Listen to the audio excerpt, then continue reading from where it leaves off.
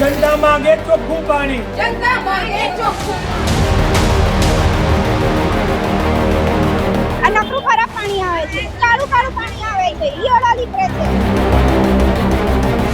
આ સરકારની યોજના નળ સે કોકો કોલાની યોજના લાગી રહી છે. પ્રશાસન બહુ ઊંઘી ગયા, હવે જાગી જાઓ.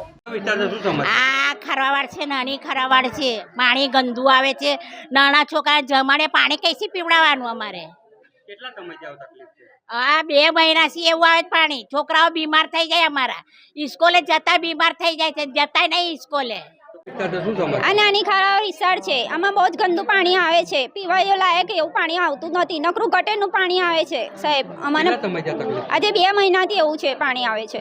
વોર્ડ નંબર 14 માં નાની ખારવાડ વિસ્તાર, પરંતુ આ સમસ્યા નાની ખારવાડ નથી, સમગ્ર વોર્ડ નંબર 14ની છે. મારી વોર્ડ નંબર 14ની જનતા 90% જનતા જગથી પાણી પી રહી છે. ખૂબ જ દયનીય બાબત કહેવાય, નિંદનીય બાબત કહેવાય.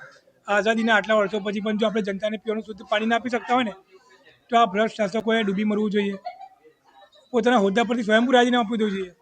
કારણ કે તમે 30 વર્ષથી કરતા શાસન ચલાવી રહ્યા છો, જનતાને પીવાનું પાણી નથી આપી શકતા.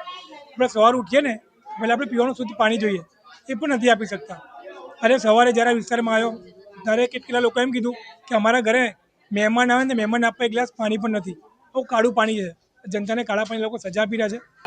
અમે નાની ખારવાડમાં છે અને આ સમસ્યા બહુ ગંભીર છે અને આનું મેં તમારા માધ્યમ દ્વારા દરેક વડોદરાના સભ્યને કહેવા માંગીશ કે મારી અવાજ જે તમે બન્યા છો, મને જે મતદાન તમે કર્યું છે, આ તમારું હક જે તમે ટેક્સ ચૂકવીને બી અગર આવું પાણી પીવી રહ્યા છો તો તમે મારું કોન્ટેક્ટ કરો, હું તમારી અવાજ છું.